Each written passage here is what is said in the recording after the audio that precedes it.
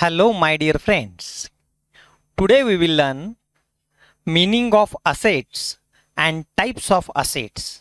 विद्यार्थी मित्रांनो, आज आपण अकाउंट्स मध्ये नेहमी वापरले जाणारे नवीन टर्म म्हणजे असेट म्हणजे काय आणि त्याचे प्रकार कोणते आहेत याचा आपण अभ्यास करणार आहोत.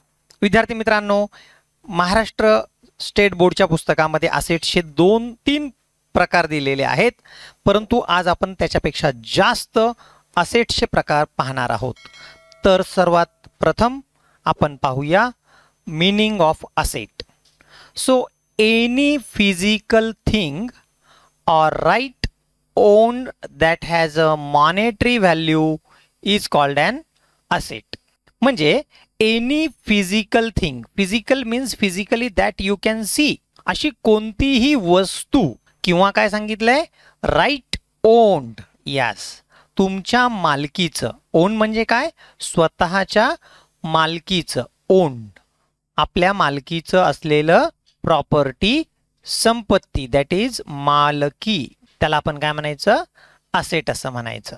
Valuable things owned by the business are known as assets. Valuable things म्हणजे काय, मौल्यवान वस्तू, तुमच्या व्यवसायामध्ये असलेले मौल्यवान वस्तू. मग मौल्यवान वस्तू म्हणजे कोणते, ज्याला किंमत आहे. उदाहरणार्थ, तुमच्या व्यवसायामध्ये तुमची इमारत असेल, बिल्डिंग असेल, फर्निचर असेल, कॉम्प्युटर असेल, air condition, all these things which is owned by the businessman, it is a fix assets.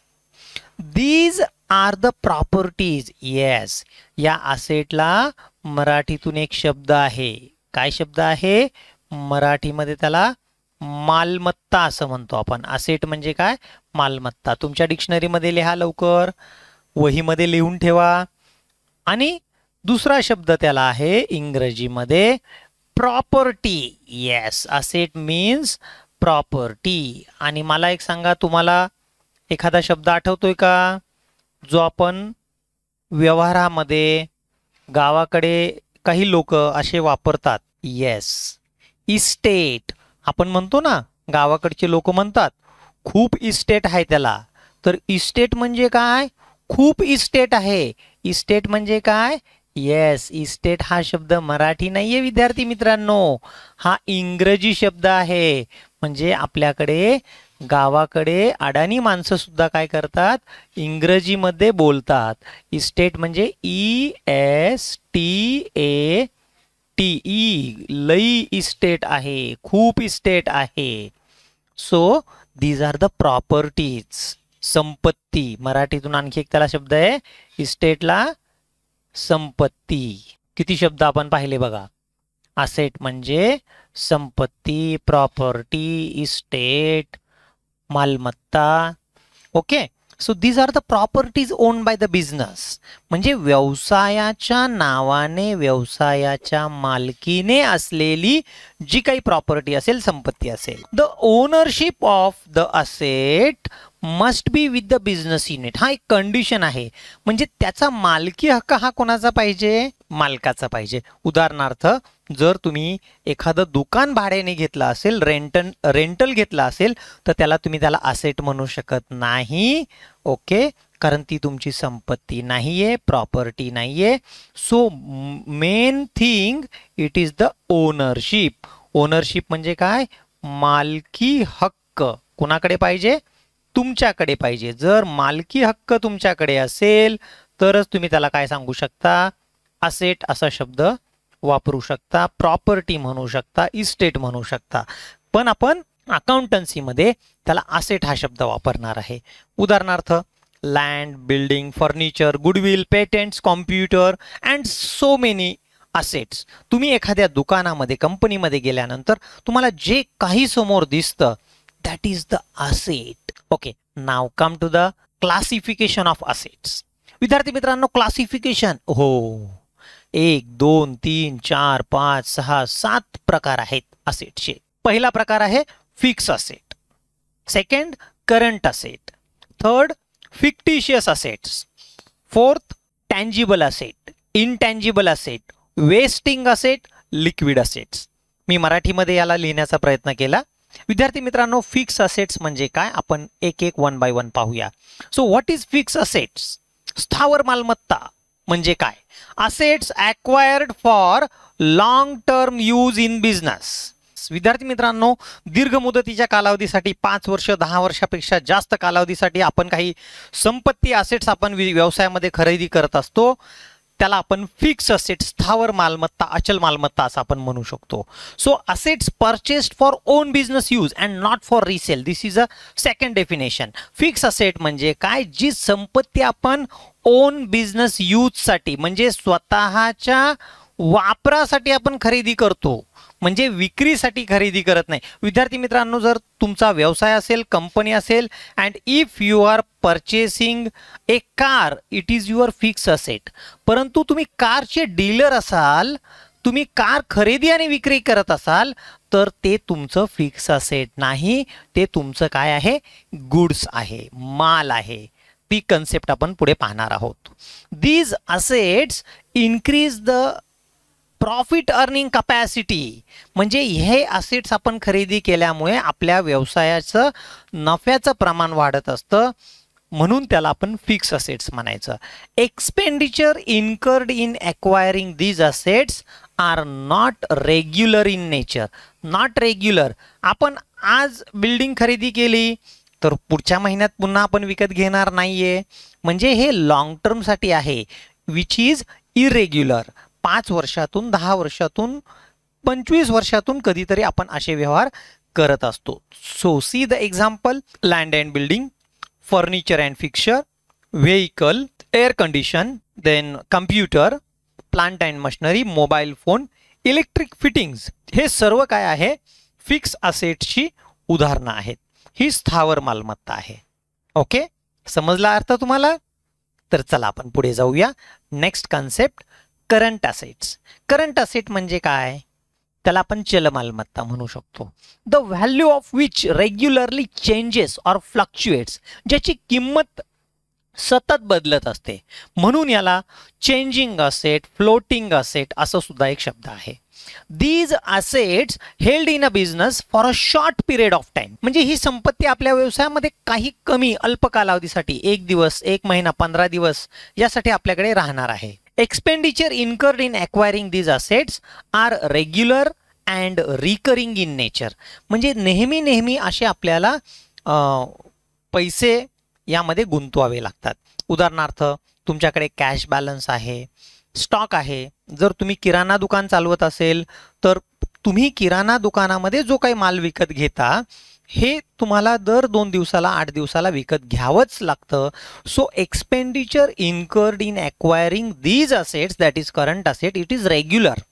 Recurring in nature. तुम्ही किराणा दुकानामध्ये दूध विकत असेल तर दररोज तुम्हाला दूध विकत घ्यावंच लागेल. These assets also non as circulating assets. याला आपण सर्क्युलेटिंग असेट्स, फ्लक्च्युएटिंग असेट्स किंवा फ्लोटिंग असेट्स आपण असं म्हणू शकतो. आता याला सर्क्युलेटिंग असेट्स का म्हणायचं?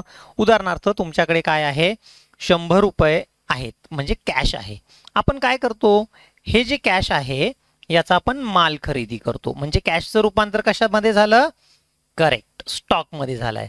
आता हा स्टॉक आपण काय करतो? उधारीने विकतो. ज्यांना उधारीने माल विकतो ते तुमचे कोण आहेत? डेटर्स आहेत. ओके, आणि काही दिवसांनी हे डेटर्स आपल्याला पुन्हा पैसे आणून देतात. म्हणजे कॅशचं रूपांतर कशामध्ये झालं? डेटर्सचं रूपांतर कशामध्ये झालं? कॅशमध्ये झालेलं आहे. म्हणून याला circulating assets, floating assets, fluctuating assets, ज्याची किंमत नेहमी बदलत असते. म्हणजे आज तुमच्या दुकानामध्ये कॅश काउंटरमध्ये 10,000 असतील तर उद्या कदाचित ते पैसे वाढतील किंवा कमी होतील.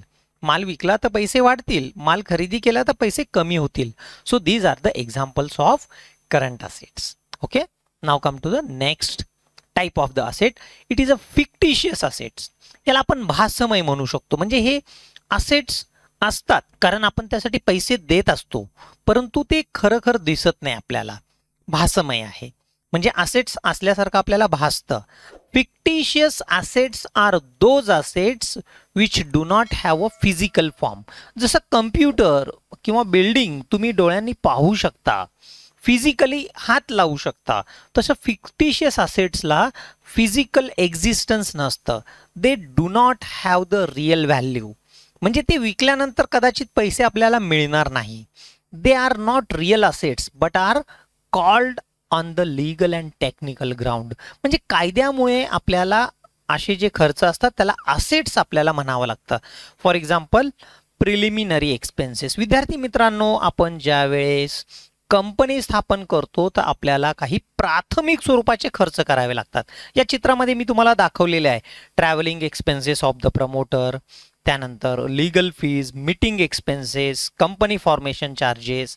म्हणजे कंपनी स्थापन करताना नोंदणीची फी असेल, कंपनी सेक्रेटरी, वकिलाची फी, ही सर्व खर्च आपल्याला करावे लागतात.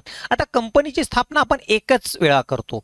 उदाहरणार्थ तुम्ही कंपनी स्थापन केली आणि तुम्हाला 1,00,000 रुपये खर्च आला. किती खर्च आला? 1,00,000 रुपये. आणि हा 1,00,000 रुपये खर्च कंपनीच्या संपूर्ण आयुष्यासाठी आपण केलेला आहे. जर तुम्ही समजा कंपनी तुमची 10 वर्ष पुढे आयुष्य चालणार आहे, 10 years it is a life of the company, म्हणजे हा खर्च 10 वर्षाचा आहे. म्हणून याला आपण फिक्टिशियस असेट्स म्हणायचं, म्हणजे तो खर्च नाहीये. मग हा 1,00,000चा खर्च एकाच वर्षी, पहिल्याच वर्षी प्रॉफिट अँड लॉस अकाउंटमध्ये न लिहिता 1,00,000 भागिले 10 म्हणजे दर वर्षी तुम्ही 10,000 रुपये खर्च नफा तोटा पत्रकामध्ये म्हणजे प्रॉफिट अँड लॉस अकाउंटला टाकू शकता. सो फिक्टिशियस असेट्स म्हणजे आपण हा खर्च केला. जर 10 वर्षाच्या अगोदर जर तुम्ही कंपनी बंद केली 3 वर्षांनी, तर तुम्हाला ही नोंदणी फी परत मिळणार नाही. म्हणून इथे काय सांगितलंय? दे do not have the real value. त्याला खरी खरी अशी किंमत नाहीये. विकल्यानंतर ते पैसे येत नाही. So it is a fictitious assets. Discount on issue of shares. कंपन्या भागांची विक्री करतात. 100 रुपयाचा शेअर, 100 रुपयाचा भाग ज्या वेळेस कंपन्या 10 रुपये डिस्काउंट देऊन विकतात, मग आपल्याकडे पैसे येतात किती? 90 रुपये. मग आपल्याला आपण सांगताना सांगतो की आपलं भांडवल आहे 100 रुपयाचं, पण प्रत्यक्षात कंपनी नवीन असल्यामुळे आपण काय केलं? 10 रुपये कमी घेतले, म्हणजे 10 रुपयाचा आपला काय झालेला आहे? लॉस झालेला आहे. म्हणून हा जो लॉस आहे याला आपण फिक्टिशियस असेट्स असं म्हणायचं. Discount on issue of shares. Come to the next type. It is a tangible asset. फार सोपं आहे. टँजिबल म्हणजे दृश्य मालमत्ता, मूर्त मालमत्ता. Assets having the physical existence which can be seen and can be touch are known as tangible assets. अशी मालमत्ता, अशी संपत्ती ज्याला आपण प्रत्यक्ष डोळ्यांनी पाहू शकतो, हाताने स्पर्श करू शकतो, that is your tangible asset. मग लँड आहे, बिल्डिंग आहे, plant, machinery, vehicle, furniture, computer, mobile phone, so many assets are there.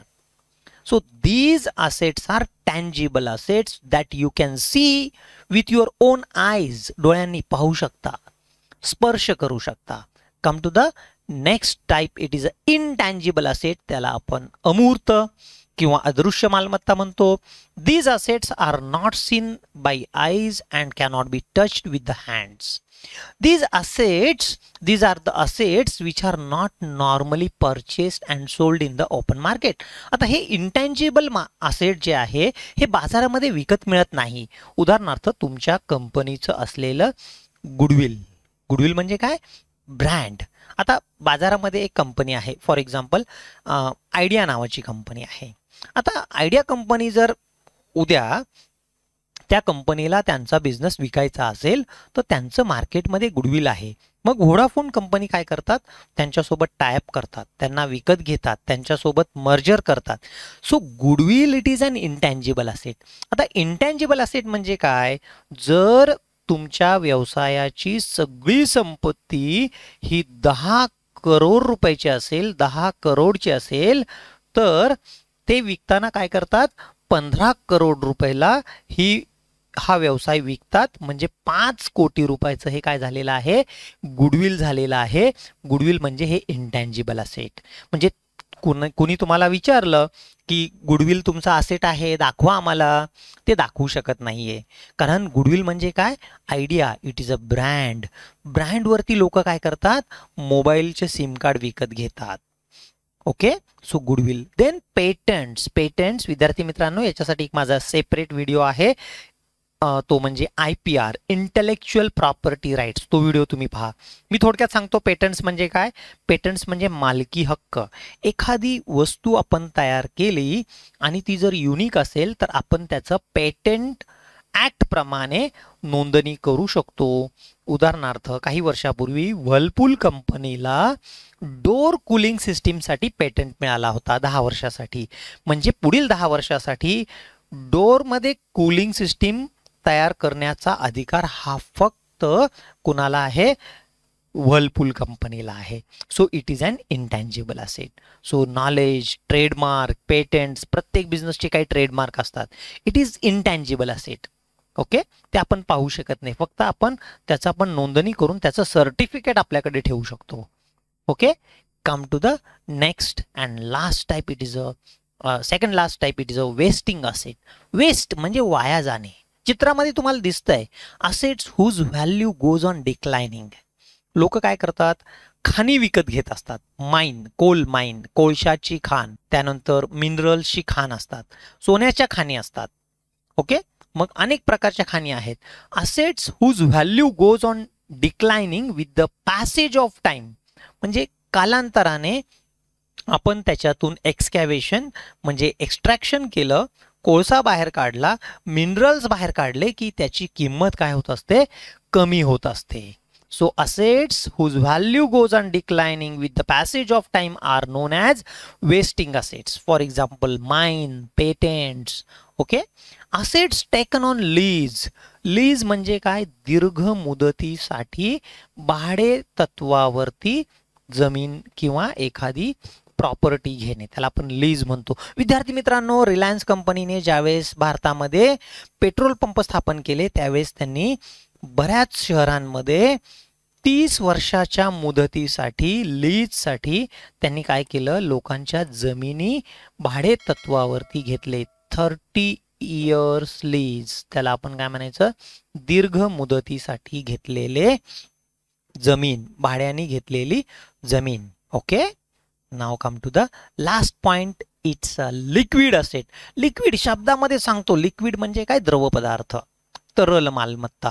Liquidity refers to, liquidity म्हणजे काय, liquidity refers to convertibility in cash. जी संपत्ती आपण पैशामध्ये रूपांतर करू शकतो त्याला आपण लिक्विड असेट असं म्हणायचं. Therefore these are those assets which can be converted into the cash at short notice. Short notice म्हणजे काय, तुम्ही 7 दिवस, 15 दिवस किंवा 2 महिने किंवा 3 महिन्याची मुदत दिल्यानंतर, म्हणजे 7 days to 3 months जर तुम्ही नोटीस दिली आणि त्यांना सांगितलं की हे पैसे मला काय करायचे, माझी असेट जी आहे ती कॅशमध्ये कन्वर्ट करायची. उदाहरणार्थ तुम्ही बँकेमध्ये ठेवी ठेवल्या असतील, तुमच्याकडे कॅश आहे. Cash is the most liquid asset. Cash balance and bank balance. Accounts receivable म्हणजे ऋणकोकडून, कर्जदाराकडून, डेटर्सकडून येणे असलेली रक्कम. बिल्स रिसिवेबल, आपण bill of exchange account, bill of एक्सचेंजचा व्हिडिओ सेपरेट पाहणार आहोत. स्टॉक आहे, स्टॉक विकल्यानंतर तुम्हाला पैसे काय होतात, कॅशमध्ये त्याचं कन्व्हर्जन होऊ शकतं. Government bonds. गव्हर्नमेंट बॉन्ड्स म्हणजे आपण फिक्स डिपॉझिट केला असेल, गव्हर्नमेंटचे बॉन्ड्स विकत घेतले असतील, प्रॉमिसरी नोट, वचन चिठ्ठी, हे सर्व काय झालेले आहेत, लिक्विड असेट झालेले आहेत. तर विद्यार्थी मित्रांनो, आज आपण असेट्स आणि असेट्सचे प्रकार पाहिलेले आहेत. एवढे असेट्सचे प्रकार जर तुम्ही तुमच्या बीकॉमच्या करिअरमध्ये शिकला नसाल तर माझी विनंती आहे, हा व्हिडिओ जास्तीत जास्त विद्यार्थ्यांना तुम्ही शेअर करा. पुन्हा एकदा आपण रिकॅपिच्युलेट करूया. These are the types of asset: fix asset, current asset, fictitious assets, tangible assets, intangible assets, wasting assets and liquid assets. विद्यार्थी मित्रांनो, आजचा व्हिडिओ कसा वाटला मला अवश्य कळवा.